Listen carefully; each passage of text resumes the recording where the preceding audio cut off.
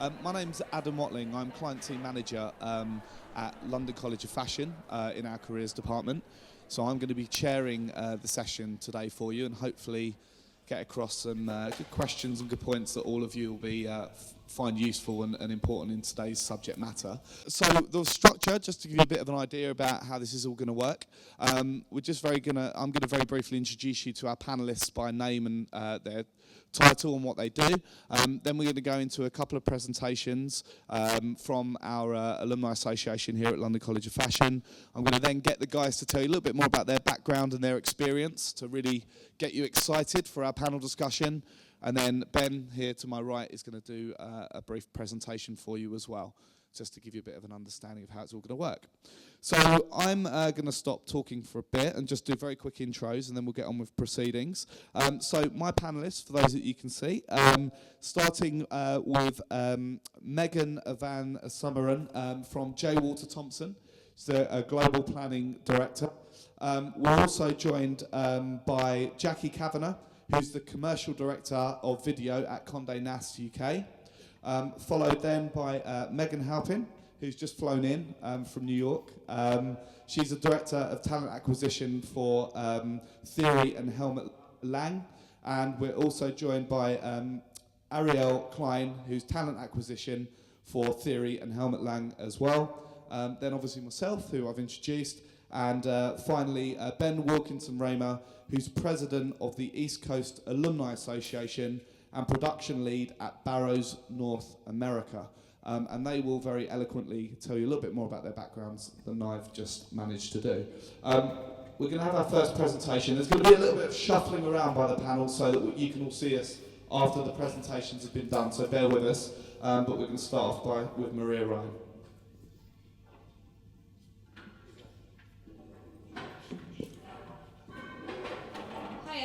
I'm Maria. I work for the Alumni Association, and we just wanted to tell you a bit about our international groups that we have.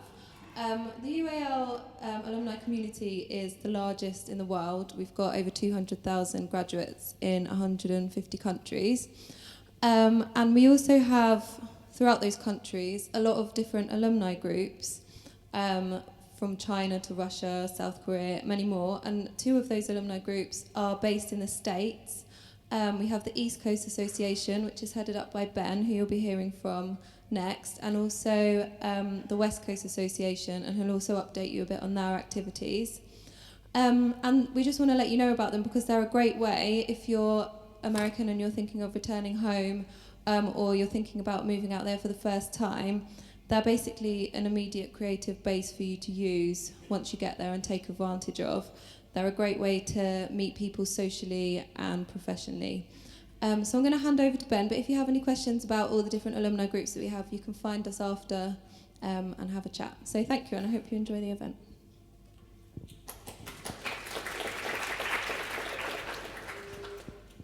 Hello. Let me just change presentations here.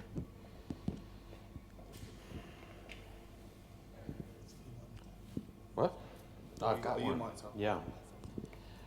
Right. Hello, everyone. I'm Ben Wilkinson-Raemer. I'm the president of the East Coast Alumni Association in New York. I'll try and be as quick as possible. I'm going to talk a lot about myself, which I'm not really used to, but so bear with me. I'm just trying to give a little context to my journey from a student here to where I am now. Basically, I first completed the graphic design portfolio course here in 2002. I was a mature student. I had no idea what design was when I started that course, but I quickly learned what it was, and then I applied for the BA, which I got into, and then I went back to America to work for a while to get the money to come back, which I did, and then I graduated in product design in 2006. This is actually straight off of my resume. This is what my resume looks like, which is a timeline. And it's very hard to see. I'm really sorry the screen isn't bigger, and I will explain it as best I can, because I know there's a lot of small writing on here, and it's quite bright in here. But basically, I went to college the first time in the late 90s, and I studied to be a pilot, actually. And then I worked for a bit, and then here is me doing my portfolio course. Still working a bit. I went back to America, went to Massachusetts College of Art to do a little thing, and then I came back to do my degree. And while I was here, I worked at Replay in Covent Garden every weekend to pay for my beer and things. And then I graduated in 2006. And these are very embarrassing, but I'm going to show you that anyways. These are my final year projects in 2006. This was a digital camera that you could take a picture at any aspect ratio. I got really annoyed that you could only take a picture at one aspect ratio. So I wanted to I just wanted to be able to take like really skinny pictures. And so this is my sketching, and this is how it works. Very straightforward, and I just find, I think it's funny, I don't know. This was my dissertation. I did my dissertation on intimacy, and it's actually amazing so this is basically a ring that, it's a very simple concept, but it basically takes your pulse and it beats, the ring beats to the beat of your lover's heartbeat. So you can feel in real time their heartbeat and they can feel yours. And it's, it's funny because now all these things are coming out with heart rate monitors and things like that. And this was a little tattoo thing that I did. So then I graduated, and I actually really wanted to work in the UK, but I couldn't because I'm an American and I had to go back for visa issues. But I think the journey that I took is very telling in what one needs to do to work successfully in the US. And I'm not saying that I'm successful in any way, but I've managed to slowly move up in my career, I guess. And not do anything that I particularly thought I was going to be doing. But when I graduated here, I did a internship with a place called Studio Drawer. It was an unpaid internship, unfortunately. That's how a lot of internships in the US are, which is very discriminatory and really quite awful. But that is the way that a lot of people are. We, at the company that I work now, we do not do that. We pay our interns, so it is possible, and it is something that there's a power imbalance, but it's something that you should absolutely push for because it's the right thing to do. So anyways, I worked at Studio Drawer as a proper product designer. I studied product designer. I wanted to be a product designer, and I was an intern doing product design, and I'll come back to this slide, but this was the first thing I designed, which is for Alessi. It's a trivet for Alessi. And I thought I was going to be the next reincarnation of Philip Stark. I was like, I just designed a trivet for Alessi. I am like, I've made it, and I'm going to be famous. Then I realized that I absolutely hated proper product design. I hated my boss. He was a horrible person. It was not a good situation.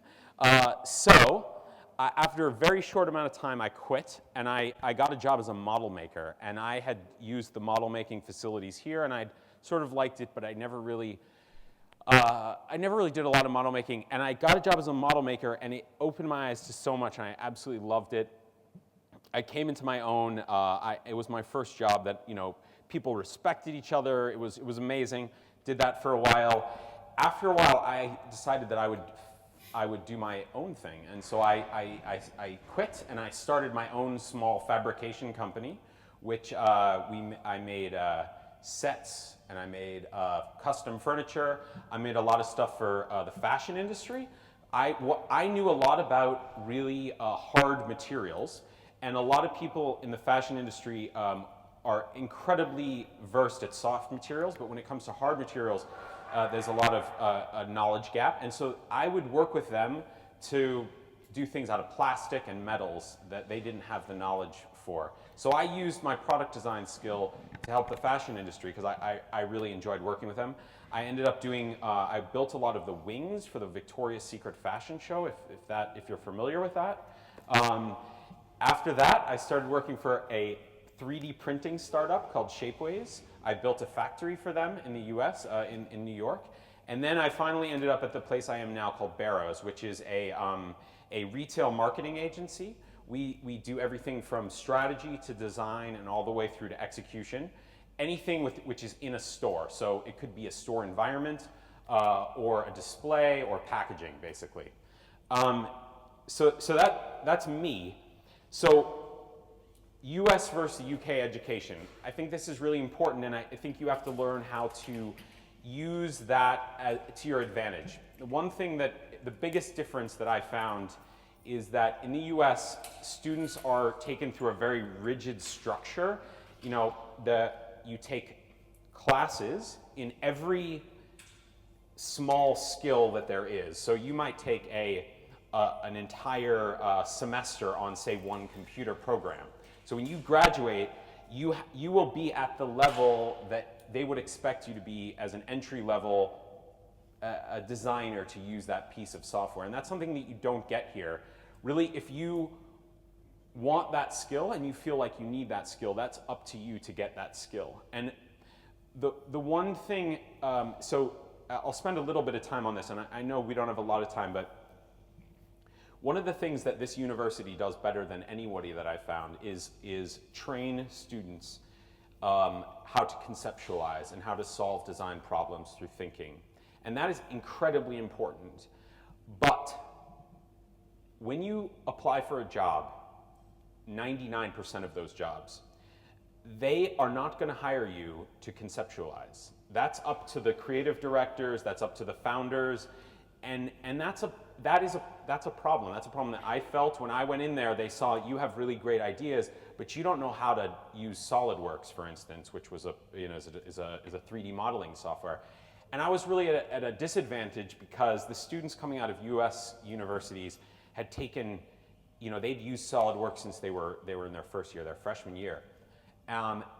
Only now, as I've gone through my career, now what those skills that I gained conceptually, those skills are really coming into their own. And I've left a lot of people behind that don't have the mind for solving design problems, because now I'm not using those computer programs anymore. And it becomes less and less an issue.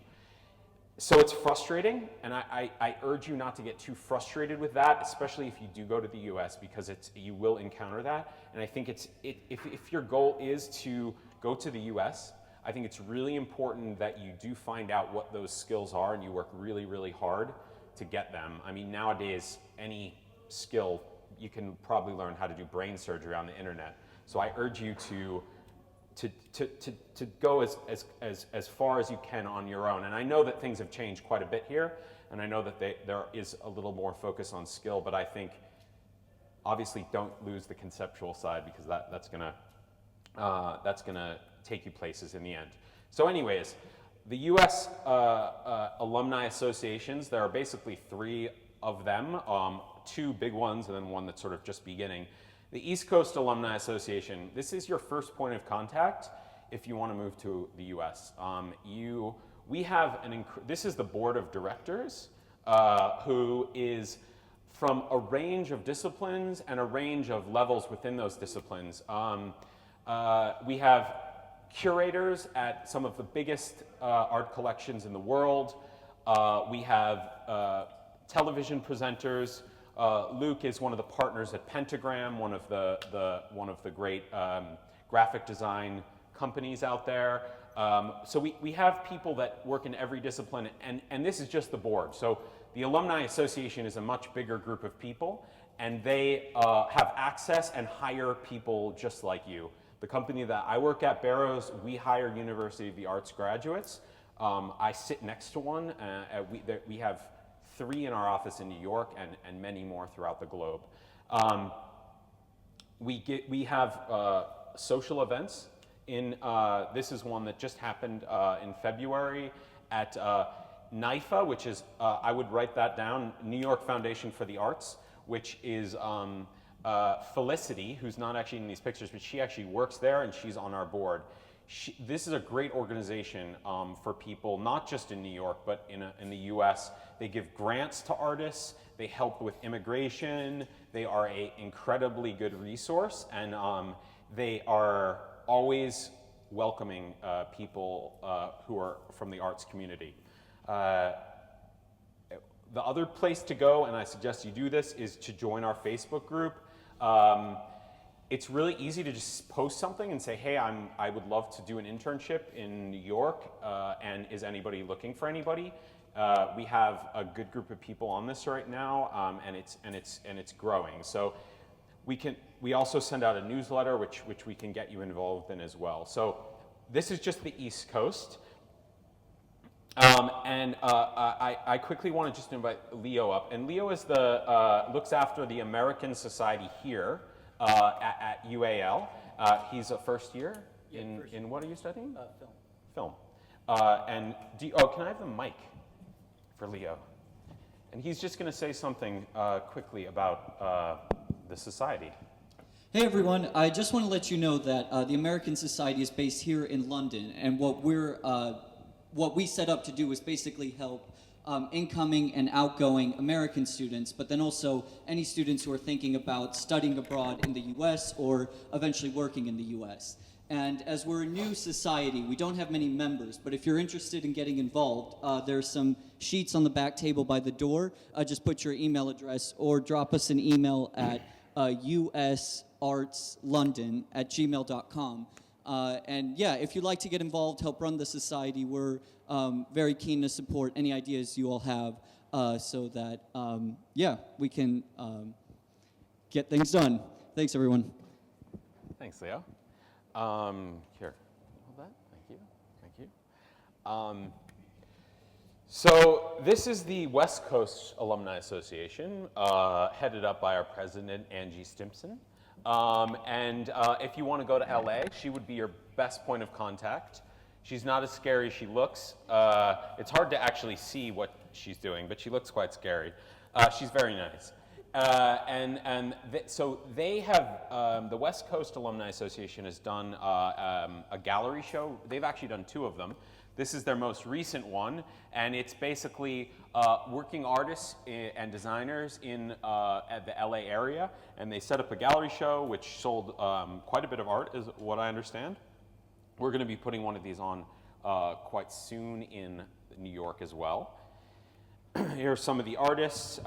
There's just an incredible amount of talent in the U.S. from the University of the Arts that span every discipline, the obvious and the not so obvious, film, fine art. There's tons of working artists. So it is possible to do it. This is the West Coast Alumni page on Facebook, which you can also join. This is our San Francisco president, Keenan Dufty, who is fashion designer, musician. He's very talented individual, and that's Keenan. So the last thing I want to say is this is the 3 things that I would suggest more than anything if you want to make this happen. It is hard. Honestly, it's hard. I had it very easy. Get in touch with us. That's the first step. I am always available. If all of you email me, I will respond to all of you. Honestly, I try to make myself as available as I can because I believe in the students that come out of this university. The other thing is take some chances. You will not be handed a job in New York working for anybody. It will not happen.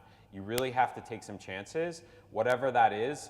I'm not going to say marry somebody, but I'm not going to not say that either. Take some chances, and the last thing is to hustle. And New York and the U.S. in general is all about hustle. We live it, and you know, do what it takes. Make up a fake address in New York and just pretend like you live there. Like, it doesn't matter. You just do what you have to do. And if you want to be there, you be there. And that's what's respected in sort of getting you there. You'll look back and laugh at it. So I don't want to tell you to do anything illegal, but just hustle. That's it. So thank you, and I think we're going to move on to the panel discussion now, and I'll be around to answer any questions later. We'll just say thank you to Ben and Theo.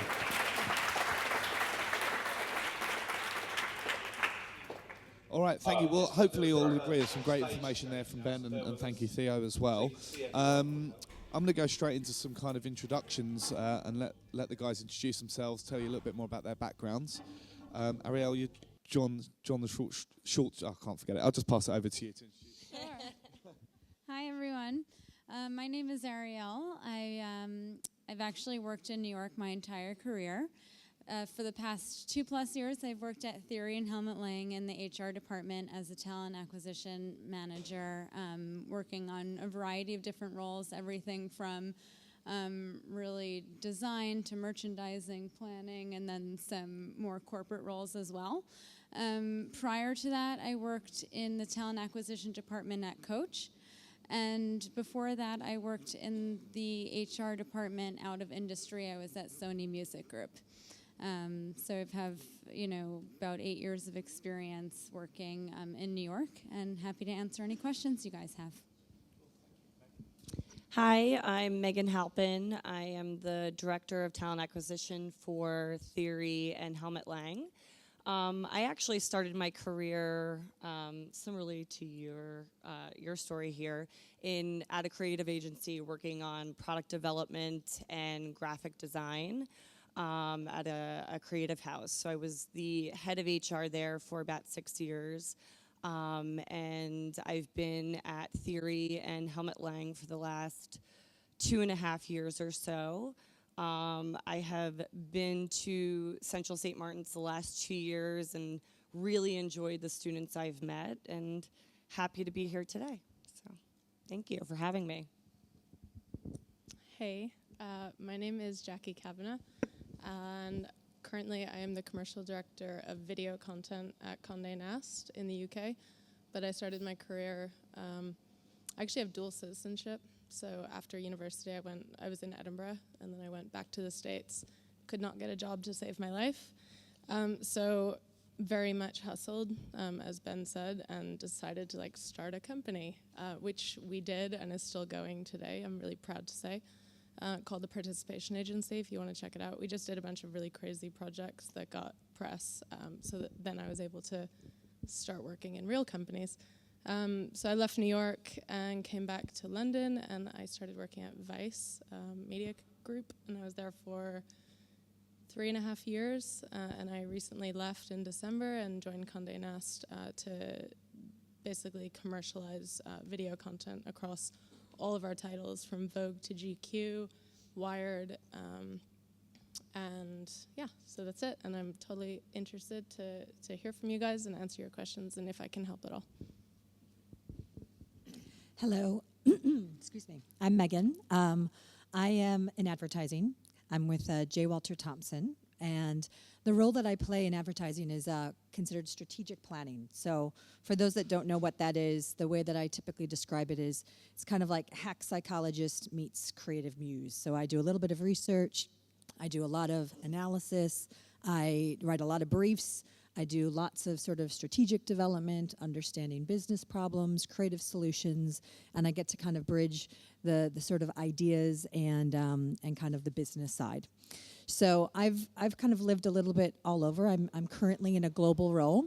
So I've worked in the U.S., in Chicago, Seattle, and New York. And 3 years ago, I moved to London. And I actually studied abroad here, and knew at that point when I was about 20 years old that whatever I would do, I was going to figure out a way to move back to London. But I also realized I wanted to do it when I was not a broke student, because this is obviously an expensive city. So most of my career was sort of strategizing to get me to this place. So I would agree with the hustle, but I think perseverance and determination is absolutely essential as well in terms of making a move to another market. So again, like everybody else, hopefully we'll be able to enlighten and inspire a little bit, and look forward to the questions. Maybe if I can start with you, Meghan. Can you tell us a little bit more about Theory and Helmut Lang and the kind of roles that you recruit for in New York and in the US? Do you want to? Hello? You're on, I think. Yeah. Okay. So Arielle and I actually recruit for all of the corporate roles for Theory and Helmut Lang. So that can be anything from graphic design to store design. Obviously, fashion design is a big one, and one of the reasons that we started our relationship with Central St. Martin's. Merchandising, marketing, creative, really the gamut. So you know, it's exciting to be here. You know, I think even just listening to, you know, what some of the other panel members are saying, I think there's a real opportunity here. I think that we started visiting Central St. Martin's for fashion design, but I think that, you know, listening to kind of some of the reasons why you're here, I think there's probably a lot more opportunity to talk to some of the other students in graphic design or product development or store design, and kind of take it from there. And as a business, when you're looking for talent, do you recruit in what specific regions, or you know, where do you look at for the US? Well, in New York, there are, you know, one of the things that we talk about a lot internally is there's only a small number of brands in New York that we really find competitive, that we look to recruit out of. So we're often looking to recruit from schools in Europe and brands that are located outside of New York. You know, we're a high-end contemporary brand, and there's only a small number of fashion houses that we think, I guess, meet the caliber of the caliber that we're looking for. So I do think there's a real opportunity for students in Europe to really, you know, talk to us and explore opportunities. Okay, great. You're going to have a queue of people waiting to speak to you after this, just so you know. Arielle, if I can just come to you for a bit more of an opinion on what it is do you think that in the US is attractive about European creative talent coming into the US market? Sure. Yeah, so I think what we have at Theory and Helmut Lang is unique. You know, we're definitely a New York brand. And I think even coming over here earlier, Meghan and I were talking about how many people know the brand Theory versus Helmut Lang, just the amount of stores and their presence. So to give you an example, I think there's one Theory store and one Helmut Lang, you know, freestanding store in London. But over in the US, we have 23 Theory stores, and I think it's 7 Helmut Lang stores. So Theory is certainly the dominant brand over in the US. And we're only starting to kind of breach that surface over internationally right now. Appealing things is that New York has its own fashion house. I know Europe has its own fashion house of their contemporary brands and their luxury brands, but Theory really prides itself on being a New York brand. The bulk of our stores are in New York itself, or at least the surrounding areas, Connecticut, Long Island, Westchester. So we really kind of have that New York aesthetic, that modern contemporary feel. And we're excited to kind of get the European designers over to our market and to get to the Europe market as well. Cool. Thank you very much. Jacquie, if I can sort of bring you into the conversation. Obviously, you've had a lot of experience in both the UK and the US. What would you say, and it's probably quite a difficult one to sum up quickly, but what would you say the differences you noticed from experience in both creative sectors in the workplace? That's kind of a tough one. I think the main difference for me is that in New York specifically, people are so into networking, and I think it was so clear. Like when we all sat down together, you immediately know a lot of people in common. And my advice on that is that if you do end up going to New York, really don't say no to many things. I mean, say no to the really bad things, but if people ask you to go to lunch, go to lunch. Take as many people as you can out for a coffee, and that means people who are in senior positions. The best way of doing it is just kind of write an email. Don't ask for anything. Just say, I want 5 minutes of your time. But really, it's about going to all of the parties, trying not to say no to any new opportunities that come your way. And yeah, I think that kind of openness to mingling and networking and being quite forward about it. And LinkedIn is your best friend in that way. Yeah, that's something that I found is slightly different in the UK. It's a little bit more reserved in that way. And Ben, earlier on in his presentation, talked about the importance of being really... I'm not coming to you just yet, Ben. I'll give you a rest for it. Oh, me. He talked about the importance of being there in New York and experiencing New York if that's where you want to be. Is that the case in your experience? If there's people here sitting there thinking, I really want to go and work there or make connections, how much are we looking at? Like the guys have got to keep flying out there and back? Is there ways you can make that connections overseas? I mean, what's your viewpoint on that? Yeah, I mean, generally, if you can get over there, just as I say, like try and meet as many people. Here, try and make as many connections via email. Even if you're going over there on holiday, try and set up some meetings while you're over there. Am I answering the question right? Is that what? Yeah, no, definitely. Thank you. Yeah, that would be kind of my best advice on that front. That's exactly what I did when I went over there, and I hounded a lot of people and managed to take a lot of meetings when I was there. And would you say, I mean, I think I know the answer to this already, but is it a very competitive market even now? You know, is it still as competitive as ever in New York for working in the creative industries? Yeah, it's hugely competitive, and I think the difference, it's not, and I really don't ever recommend sending one of those like super creative CVs or like sending somebody a mug or any of those things, because generally it doesn't work. It's about that first person connection that you can make with somebody, and make sure that they remember you and that you're personable. And another piece of really good advice is if you do manage to get into an internship, hard work does not go unnoticed at all. Like stay up later than everybody else and work harder than everybody else, because you do get remembered for that. And it's not about, you know, going off and partying with everybody else when it looks like it, because you're there for a reason, and whether you're being paid or whether you're not being paid, leaving a job on very good terms is, I think, very good advice. Thank you. And Meghan, if I can bring you back in. Obviously, you've had a lot of different global experiences through your professional working environment.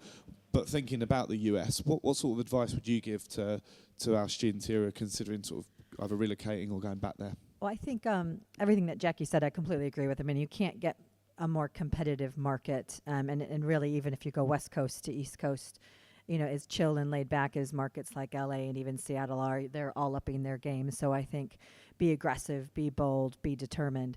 But the other thing, too, that I think is, and I got this advice early on in my career, and I've always held on to it, and anybody that I, you know, mentor, I always talk about, you know, we all kind of have to develop, identify and develop our own little kind of superpower. You know, what is it that you bring, your individual spark?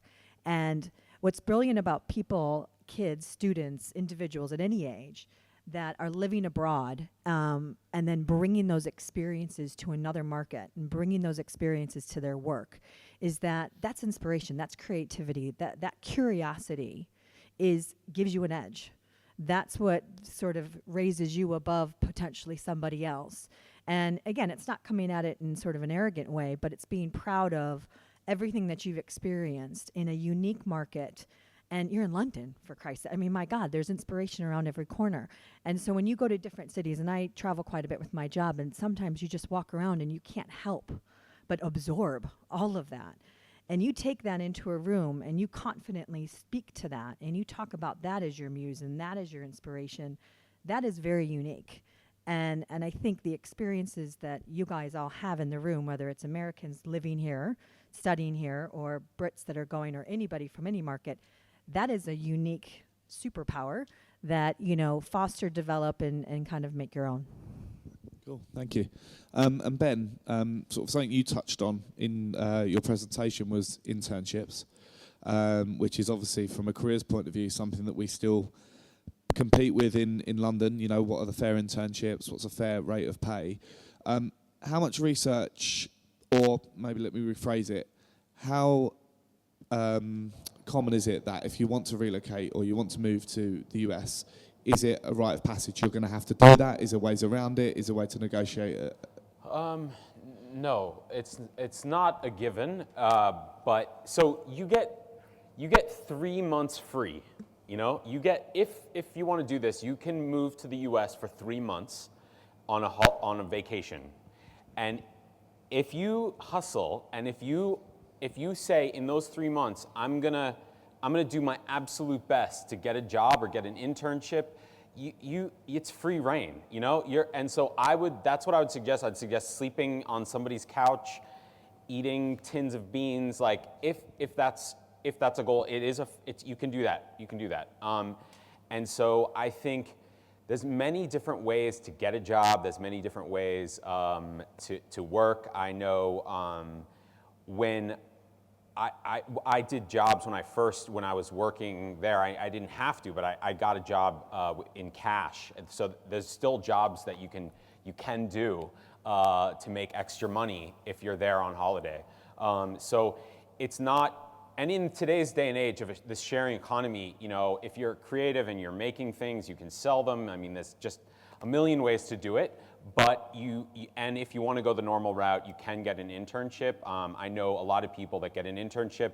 They come over on a 3-month tourist visa, and then at the end of that internship, they get hired. And that's the whole idea of trying your best once you're over there. And I think that's what most people do on internships. I don't actually know. It brings up a good point. I don't even know how the payment works on internships if you're foreign. I'm not sure how that works. Maybe you guys know more about that. But I mean, for our organization, all interns get paid the same rate, so it doesn't matter. You know, but we do pay our interns. But how do they make? Sorry, how do they get paid if they're not? So you get them a visa, basically. I think there is some kind of training visa. Usually Yeah. helps with that sponsorship. Okay. They need to submit certain paperwork that, you know, shows that their internship is related. Got it. Yeah, and we have a internal legal team, and you know, that works specifically with visas and immigration. But it's usually some kind of temporary training visa. Yeah. Got it. I mean, I guess that there's two different things. There's Yeah. obviously if you're studying and Yeah. you're doing your placement, Yes. your year out. Yes. And you know your college will support you with that, whether you're from the UK, US, or whatever. That is, you know, fine, and salaries can be negotiated based on the fact that you're getting experience as part of your degree, much like it is in the UK. But I guess when it comes to graduate recruitment, it's very much a similar type of thing. Really, if you're going out there and you're not in education anymore and you're to be employed, you need to be on at least minimum working salary, whether that's US or the UK. So I think placements is a different thing and a lot easier. And that's another thing, I mean, from a careers point of view, if you are at that position where you're lucky enough to be considering a placement, I would explore that during your education in the US as well, because that's, I guess, good evidence that you know a little bit more about the market and the environment if you've already proven that. Yeah. Can I just say one thing about that? I think is this one? This one? That one's working. I think your one's working. This one? Okay. Really, every job I've ever gotten was not because I was a good designer. Honestly, I'm not. You saw my work. I was not a great designer. It was that people liked being around me. You have to work with other people. As much as in art school you may not like to do that, when you get into the real world, you have to work with people, and you work in teams, and people have to go to lunch with you, and people just have to spend time with you. And if you can get in and just be a person that people want to be around, that is so much more valuable than your sewing skill or your drafting ability or your anything. It honestly is, and it goes a long way. So if getting in the door is more important than your portfolio will ever look, and that's just from my experience and my experience in hiring as well. You know, if I don't like the person, if I don't like them, I'm not gonna hire them. No matter how talented they are, it's not worth it. Just gonna piggyback off that. Yes. I definitely agree. While I think you absolutely do, when it comes to design, have to have a very strong portfolio, and that's a given. I think if there are two candidates, one's got this killer personality, and one thinks that they deserve the job, they're going to think about it because they think that they want to shop themselves around. We're going to go with the candidate who is modest and, excited about our brand and reflects that in the interview. All right, so I'm really keen to hear there's a sea of faces out there. I'm really keen to hear from you guys and any of the burning issues that you might have that the panel can help with. We have got a mic, or should have mics roaming around. there at the back. Has anyone got a question for anyone on the panel? Is anyone going to be brave? This one right here. Oh, lady, you're going to Here. have to stand up, even though you're right at the front. I'm going to make you stand up. All right, you don't have to. Go on. Okay, so I'm a BA surface designer, and I always told that everything's going digital, that people don't really want the hand printing anymore. But how true is that in the US? Is it needed? Are we still wanted? Or are we pushed to one side? Or, got to go and work in McDonald's now? Good point. Yeah, great question. It's a really good question and super interesting, and one that I've been able to actually base a career. Is that on? Is this on? I don't know. Can you hear that, her? No, they can't hear you. Oh, okay. Here, how about this one? Whoa, that one's good. How about this one? All right.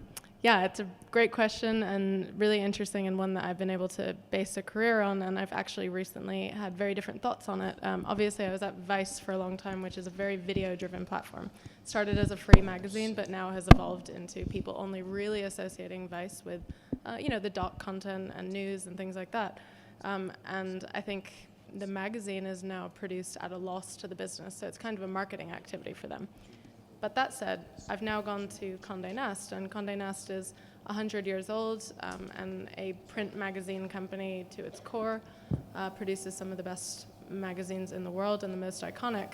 And now we're launching the video department across all of those same titles, and we're now equally weighting between print and digital, because digital wouldn't exist without without the journalists and the editors and all the expertise of everybody who puts print together. So all of the print knowledge is informing our take on video. So I think that, it's not your specific area or your medium, but I definitely think that there is 100% room for real skills, and that being in print or in surface design. Does that answer your question? Cool. Any other questions there? Yep, there's one just behind you, sorry. Do you want to, yeah, I'm going to make you stand up, sorry. I don't think we can hear you. Do you want to take this one off? Oh, hold on. Hello? Oh, Jesus, Yeah. yeah, okay. Yeah, we've definitely got you loud and clear now. Yeah. No. And gone again. Yeah. Yeah. Hi, I'm doing illustration and visual media at LCC. My question is related to freelance work, because here in London we are told that we should do a lot of freelance work, and every opportunity we get we should take it, and usually it's freelance, but sometimes even free work. I want to ask, what is it like in US? How are the opportunities for freelancers, and especially as illustrators? Illustrators, yeah, freelance illustration. Yeah. I can probably speak to just from an agency point of view and how much we rely on freelance resources. I think in the U.S., there's ebbs and flows of it. Oftentimes we'd have creative departments that had an enormous amount of freelance activity. Actually, illustrators are often freelanced out versus being full-time hires, at least in the agencies that I worked at. But you do, on balance, always have a freelance element to any of the big agencies. And it's a wonderful, it's a great way of building your portfolio, and also getting just a sense of every agency, every business has a different culture. And so, Ben spoke about it in the beginning. When he went and he worked for an asshole, you obviously don't want to be a part of that culture. So freelancing is a great sense. It gives you a great sense of the type of culture, so that you are making the right sort of connection between who you are and the kind of culture of the organization. So freelancing, I think, is a wonderful way in. You do, I will say, caveat, I think want to get to a point that to grow within an organization, need to commit to an organization. So we have a bit of a sense with some of our agencies that if you're constantly freelancing, then you have commitment issues. So, you've got to strike the right balance. So it's just about knowing your career path and timing it so that you don't get labelled with just as a constant freelancer. Meghan? I was just going to also say, I think that for anybody working in a creative field, you also want to be selective. You know, I think freelancing at multiple places and getting a variety of experience is important, but I also think you need to hold yourself to a certain standard, and you want to work for brands that you're proud of and that you're proud to have on your resume. Because certainly when I'm looking at your resume as a recruiter, I'm looking at what brands you've worked for. And if there's a brand that's on there that I don't find impressive, that's probably going to stand out to me. So, just staying on that a little bit more in terms of looking at the employability side, in terms of CVs compared to UK CVs and US CVs, is there a big difference in how you're approached, or is it kind of a global language that you look for when you're looking at a resume, whether it's from a UK student or a US? yeah, I don't think so. I think, you know, in terms of format and those kinds of things, I tend to be kind of lenient, you know, as long as grammatically everything is correct and whatnot. I'm going to look for your academic pedigree and where you went to school. And obviously I have a list in my mind of schools that are impressive to me in the creative space. And then I'm going to look for, you know, when it comes to fashion, where you've had internships.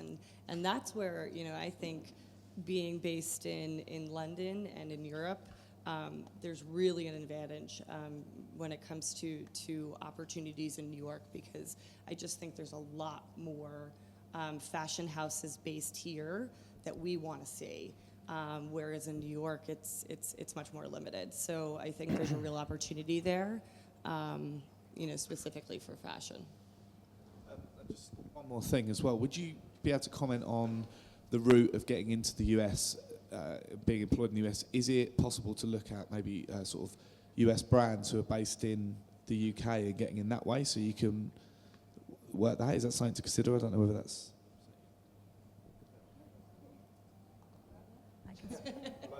Sure. Well, it's actually the way that I did it, because for me, getting from the US to the UK, that was absolutely the path that I took. So I knew I didn't have a linkage by way of heritage and lineage to get a passport.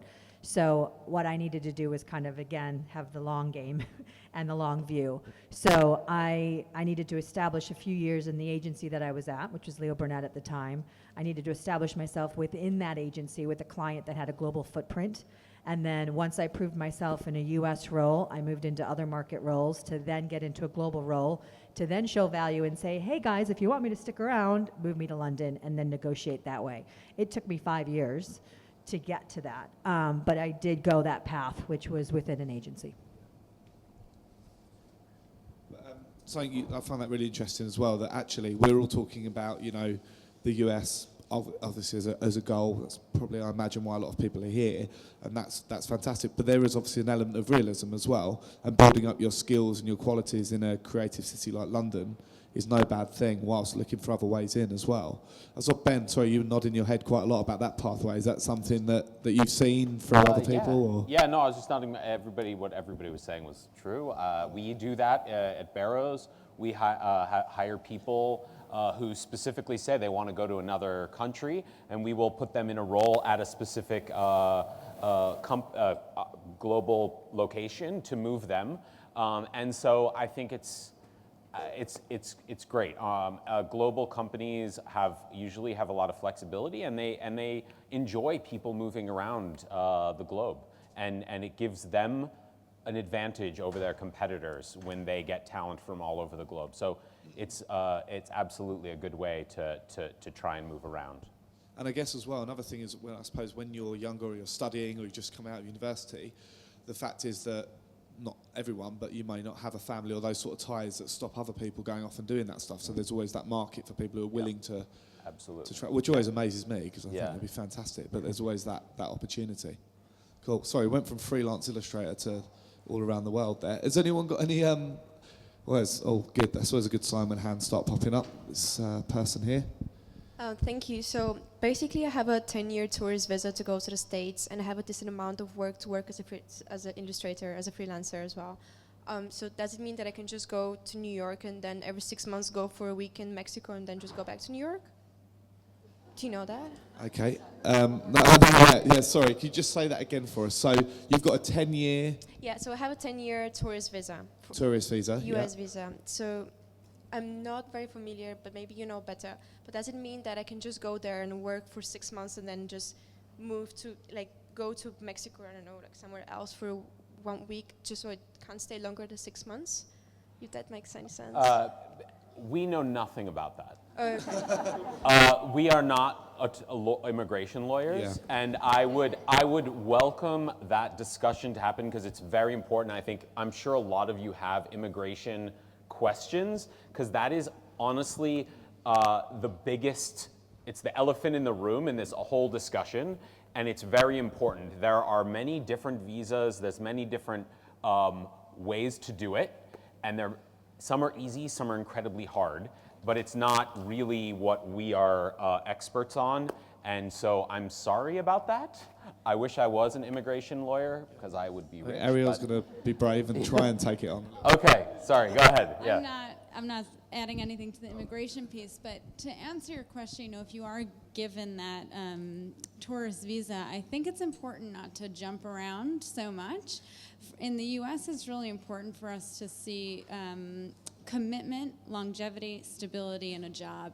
When we get a resume and someone's been 3 months here, 6 months there, 4 months there, we start to question, whether that person's going to come work for us for a few months and then go to the next best thing. So, I think it's great to freelance and try out different opportunities, but to be careful at the same time that you're not too jumpy in your resume, because it is considered somewhat of a red flag in the U.S.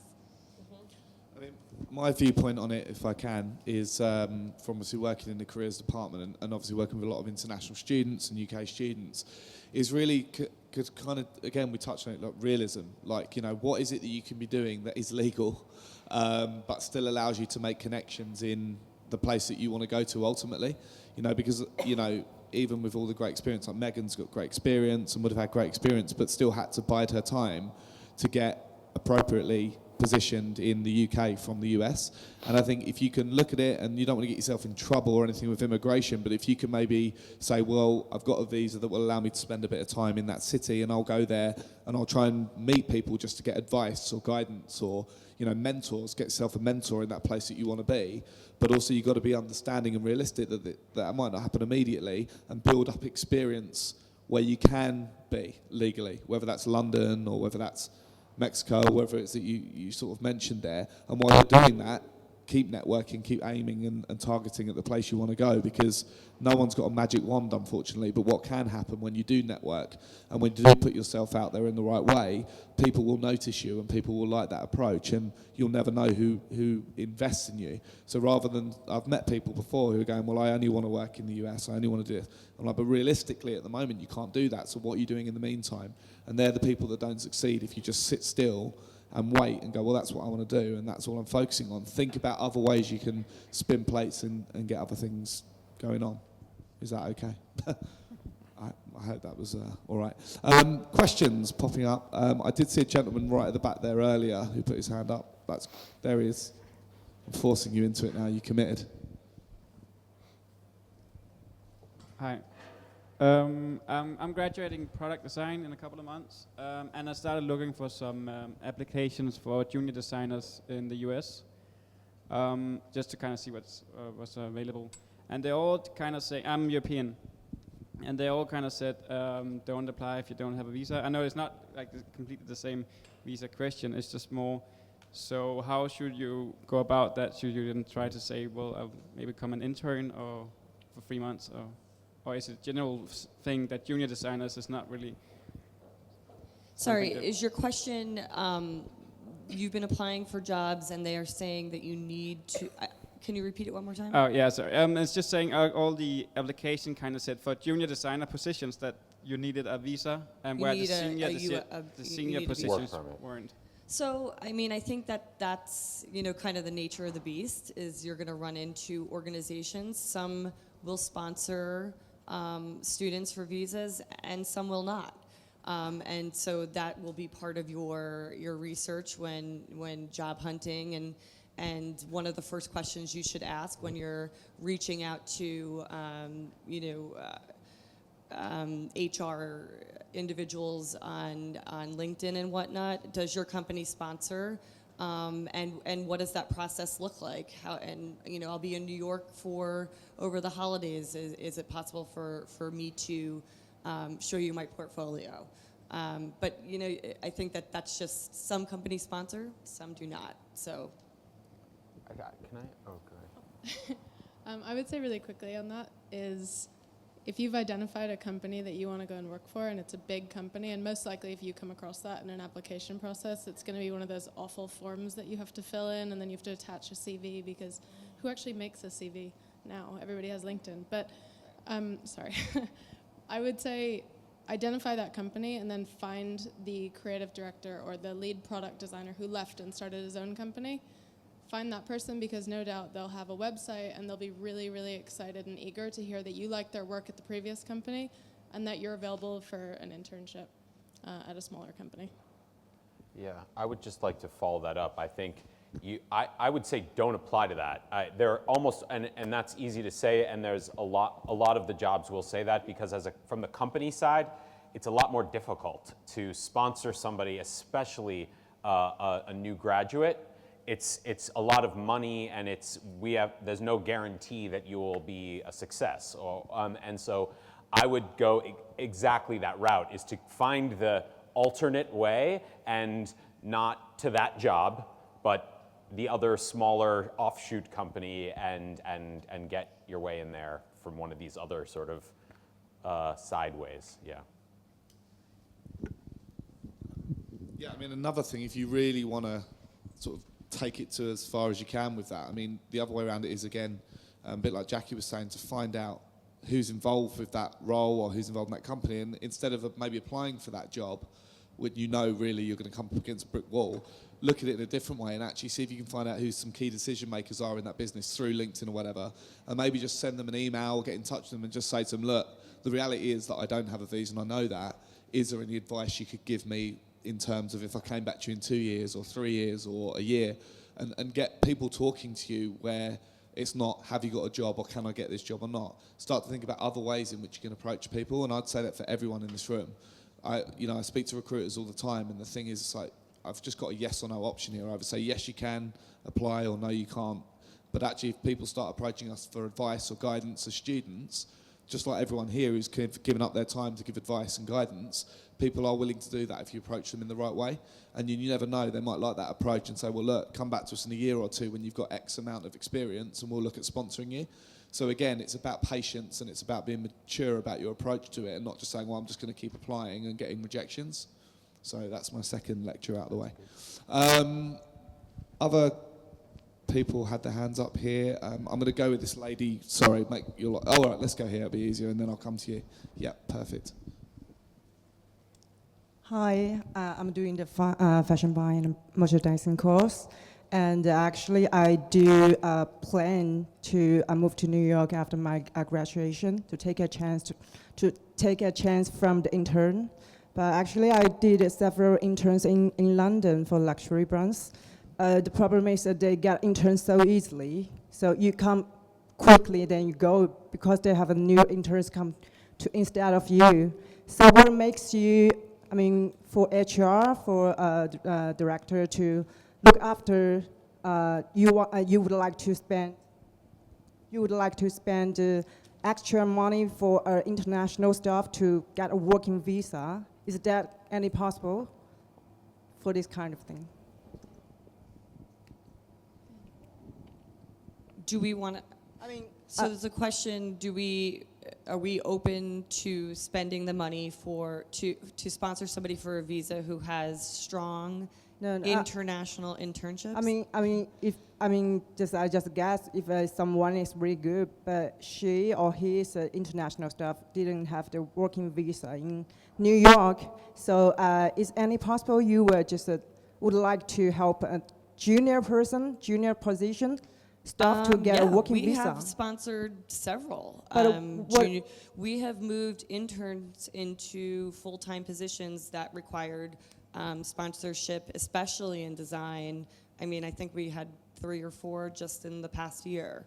So we sponsor we're very open to doing that. And our chairman, Andrew Rosen, is a big believer in design talent and finding strong design talent, whether it's in the U.S., whether it's in Europe, whether it's in Asia. He's committed to finding the best, and so we're very open to doing that at any level. Okay, sure. Thank you. Would there be a minimum type of level of experience, I guess, might be the other gist, or would you look at entry level from? Nope. We had, like I said, 4 or 5 interns who were on training visas from their schools, and we sponsored each one for whether it be an H-1B or something more creative. And I was just going to add, at Theory and Helmut Lang specifically, we're New York brands, we tend to gather a lot of talent that happens to come from New York, the New York areas, the New York schools, and the New York brands. So to see someone with these different brands and these different experiences that are based in Europe, it is. It's very appealing. It gives dynamic to the different departments and the teams and different perspectives. So we absolutely look for that, and we welcome it. Cool. Thank you very much. There was a lady over in the corner there. Raise your hand. Yeah, there she is. Sorry, that's awkward for you. Do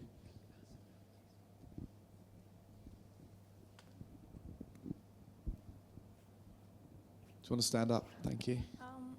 I was wondering if your U.S. I don't know if this is on. If U.S. companies are wary of hiring someone who studied in London because they think that you might not be familiar with, how usually students from the U.S. learn differently, so they might not be familiar with the practices in the U.S. as far as fashion. So concerns just about that cultural change and how you're going to fit in. Do you want to say? I mean, I could speak about it, again, more conceptually, but I think less on the skill side, because I think you spoke to that, Ben, in the beginning. But again, when I look to hire people, I think global companies are global today. They're every organization, because of the internet, social networks, e-commerce. I mean, businesses are global today, and their audiences are global. Their consumers are global. So I think that having that perspective and bringing that perspective is an advantage in many instances. I do think that there's probably a skill difference that can be spoken to, but I would, and I said this at the beginning, there's something around when I talk to people, and from an agency point of view, we look at brands and we look at marketing. We want people who have curiosity about the world and bring that curiosity into the business place. And that's actually a wonderful asset to possess. I don't know if you want to add on the skill side. Sorry. No. Arielle, you wanted to... Oh yeah, I was going to add, as well, a lot of times it's a pro to have that different, perspective. Theory and Helmut Lang specifically is very entrepreneurial. We like to kind of see that curiosity, as you mentioned. I think that there really are not many cultural differences. Most fashion brands these days are moving to that global perspective. Many brands based in New York actually do have offices in London, in Paris, in Milan. Actually, Theory and Helmut Lang does have an office in London. So I wouldn't think that there would be any cultural differences. Yeah, and I think what you've all said is that it's actually a positive that you're going into a new market with a different perspective. I guess it's just selling that in and making sure that if you're in here and you're studying here, then surely your education should be okay to translate into that. And I think everyone's mentioned the fact that you've got UAL on your CV, whatever college you're part of, is going to be a big selling point. So actually, I think don't be afraid of it and actually embrace it, really. And just one more quick thing, like we were discussing earlier about the handful of New York fashion houses that we are interested in recruiting out of. There's also only a handful of design schools in the U.S. that we think have students who come out of, who are at the caliber we're looking for. So I think, coming out of or getting an education in London, especially Central St. Martin's, would be a huge plus for us. And another thing I'd just quickly add is, how many of you are on LinkedIn, just by a show of hands? Okay, well really it should be the whole room. And all of you should be using LinkedIn in a very sensible way, and that is for research. I'm a big advocate of the website, and that's not because you just want to stop bombarding everyone you see on there with approaches to connect, but because there's so much information you can get for your own journey. And what you want to be doing is looking at people who have studied at UAL and are now working overseas. Have a look at where they're from, have a look at where they've been, have a look at what they've done, and actually start tracking that route. See who are the companies that have taken on European students and graduates, who are the ones that actively encourage that kind of input, because that will help you get to where you need to be a little bit more directly. And LinkedIn has all those bits of information. It will tell you, like I say, where you might want to start by getting information from, sending your CV. So I'm not going to go into too much detail about it, but all of you should explore it and do some research on LinkedIn. It should be your first place. And you will find graduates from UAL who actually have gone on the journeys you want to go on. And they're the people you either should approach to talk to and get their advice, or even see where they've worked and get in touch with those companies. That would be all I would really say on that. So I'm conscious of time. We're probably going to have time for one or two more questions. There are going to be networking and drinks after this, where the guys will be hanging around as well. So we'll just get the mic back, and then I'll come to you, and then I'll come to you. So, yeah. This lady just put her hand up here. Yep. Do you want to stand up for us as well? Hello. I'm a student in MA Graphic Branding in LCC, and I was wondering, we're more interested now, we've done the course, in branding strategy, and in Europe it's really hard to get through a job in branding strategy straight away. You usually need to go do graphic design for like 10 years and then you get through branding strategy. I was wondering if in US it's more open-minded to give opportunities to students where they really want to go to that thing, because having done graphic design before, I really want to move on that way, and I think it's a bit stuck in tradition in Europe. So I was wondering if in US it's more open-minded. I mean, my experience with that, because I've worked with a number of the big brand consulting firms, there is, because there's such an importance put. I mean, it's interesting. I feel like there's such an importance put on, from a marketing and a brand point of view, on strategy in the U.S., whereas in Europe and London, there's higher importance put on the aesthetic, and so from a brand point of view. So I think there's just by way of sheer opportunities and scale, you're going to have a lot more available to you. Now, that being said, what's unfortunate getting into the strategy side is you have to be there's a perceived notion that you have to be at a certain level of seniority. And so I think people are realizing, and this is something that I've been on a bit of a journey with my own agency, is to bring in young strategic thinking. Whereas I think oftentimes it's prove your worth by way of the business side or the creative side, and then uncover the strategy.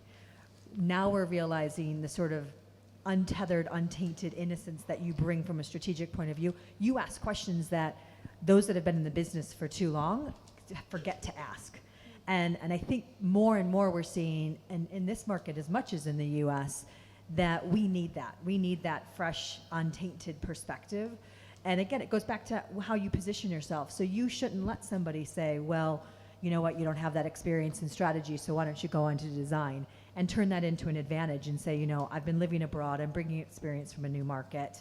You know, the way that I see things, and the questions that I ask are going to be new and different. And if you sell yourself and position yourself the right way, you have every right to get into a strategy role, because the industry needs it, brand consulting needs it, because otherwise it's too traditional, the path that people have been taking.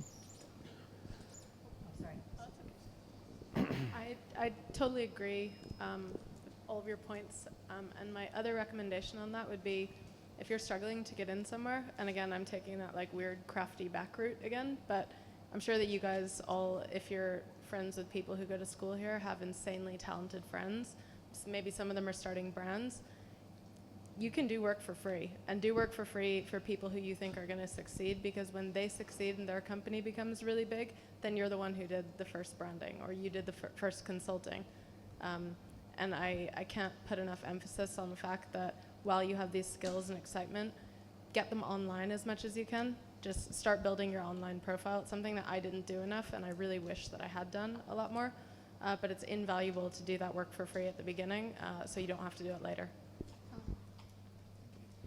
So we started with a question from the front. We'll end with a question from the front. This gentleman had a question. Do you just want to pass that? I won't make stand up. Hi guys. I don't have to stand up. I'm an animation artist studying animation at LCC.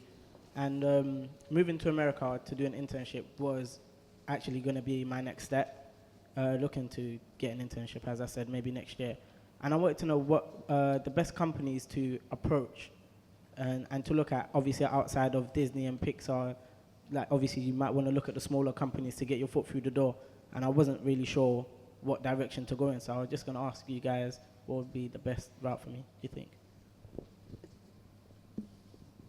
I think the best company to get your foot in the door is the one you feel passionate about. I mean, there's nothing more exciting to us as recruiters as talking to a student who tells us, I've been following the Theory and Helmut Lang brand. I'm really excited about it. I'll do, whatever it takes to start here and work my way up. So, I'm going to throw that question back at you and say, what are the brands that you really want to work for?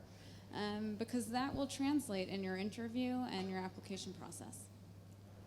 I have something to say on that as well. Is this? Yeah. Okay. I would say that I have a slightly different opinion, I guess, in that. But you must consume illustration. You must consume it on the web, and you really have to just dig to the next layer and find out who does it and find out which companies are doing it, because there's so many amazing companies that are doing really great stuff that are small and that are always looking for people. I have friends who own an illustration company in New York who both went to both went to LCC. They're called Vault 49, and they are a very successful, very small company, and they always hire graduates and interns. So it's about digging deep into the blogs, finding out who's doing the cool stuff. If you see a magazine that has a cool cover, dig deep and find out look at who did that cover, because they're almost always done by these smaller up-and-coming illustration agencies. Cool. And I actually have one more thing to say on that, and this also people might disagree with me on this, but I really believe in only being a brand snob in what you wear and not in who you work for. And it's so easy to only say, I'm going to work for, especially in fashion, as I know from a lot of my friends and stuff, that the brands are so powerful, and you have this idea that those are the best places to work. But honestly, they're not. The best, there are places to work that are some of the more unsexy places out there that have amazing company cultures that you will be incredibly happy at, that are going to pay you way more than the top brands out there. And so for me, when I'm looking for employees, I care very little about the brands they've worked with. I care about them and what they've learned and the skills and the positions they were in there, because what you may learn at a bigger, unsexy company might be way more relevant than you would making coffee for somebody at the sexiest place on the block. Cool, thank you for your question. If we can grab the mic back. So there's going to be networking and drinks after this, and you've heard a lot about the strength of networking in the US for sure, so now's your chance to demonstrate it yourselves. Before we finish, can I just ask you guys, just very quickly, in a few words, just to summarise your last bits of advice for those here who are considering moving over to the US? Maybe if I start on this. Sure. Well, there's been a lot of talk about LinkedIn, and I can't agree more that it's certainly an amazing tool for recruiting and really has changed the way that as a recruiter we find talent. And I would absolutely recommend joining if you're not already on there and using it to approach people and to do research and find out, you know, who you should approach, who your alumni are, who you may have common connections with. But with that said, there's definitely a borderline of, you know, being proactive in approaching people versus too aggressive. So I think, you know, definitely use your judgment on that sense, but we definitely love when people are enthusiastic about our brands and, you know, tell us that they're interested in working for us. And I know personally I try and, you know, get back to most people and have exploratory conversations and see where that can go. Yeah, I think all of that is true, and I think in addition to the importance of having a profile on LinkedIn, you can also follow organizations and companies, and so most companies will update their company profile page with things that are going on in their brand. So if you have an interest in a brand, definitely follow them, not only on LinkedIn, but on any social media, and keep in keep up to date with what's going on in the organization, what what's in the news, because that, for me as a recruiter, is what stands out when, many fashion students reach out to me for exploratory interviews. I do as many as I can, but it's the messages that I get where the student has read an article or knows something that just happened or something new or a store that just opened, that I say, wow, this student obviously went above and beyond to learn about our organization, and those are the ones I reach out to. And I think then just on top of that, don't be afraid to ask, to have an interview, not just with HR, but I know Andrew Rosen, who's our chairman, who is obviously the chairman of Theory and Helmut Lang, but he's also a partner at Rag & Bone, at Alice & Olivia, at Proenza Schuler. He is extremely well connected in the fashion world in New York. And when students have asked him in the past, can I shadow you for a week?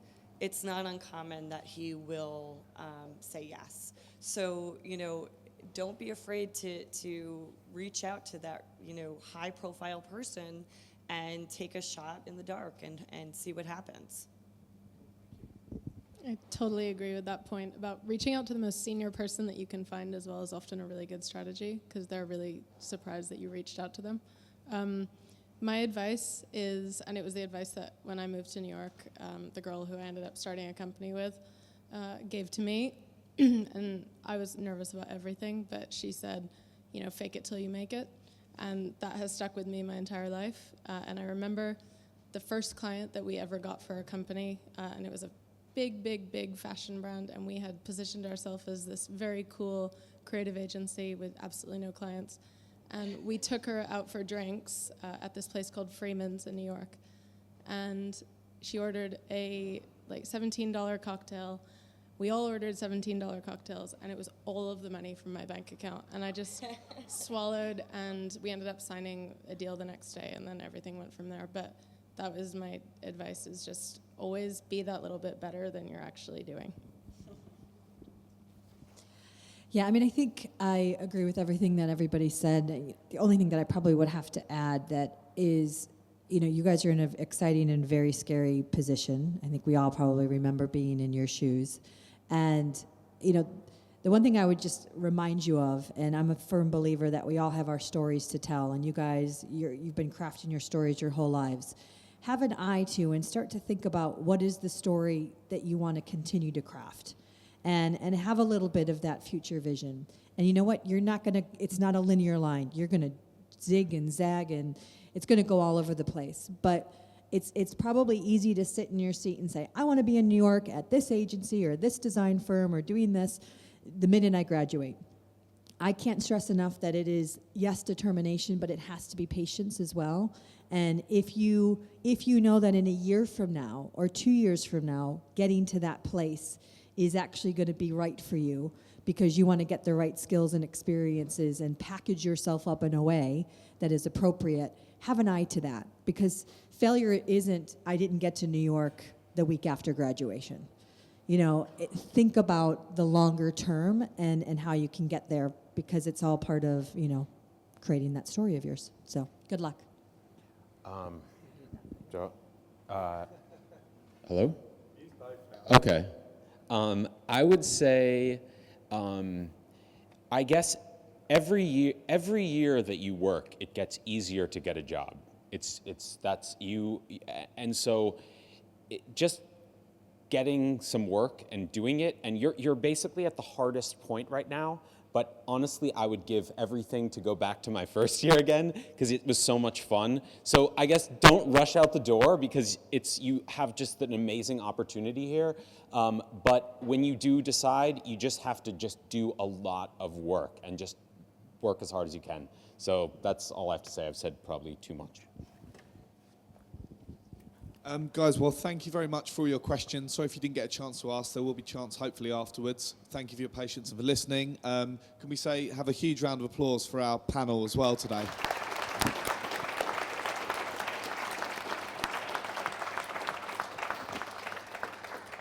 Yeah, and thank you very much for coming. And I think there's drinks over there or something. Thank you.